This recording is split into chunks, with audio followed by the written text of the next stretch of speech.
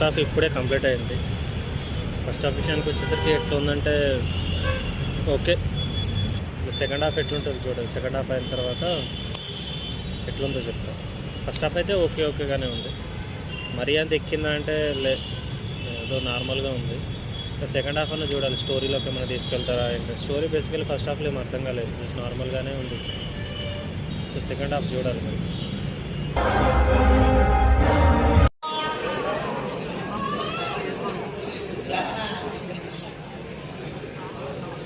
నా ఒపీనియన్ మాత్రమే చెప్తున్నా.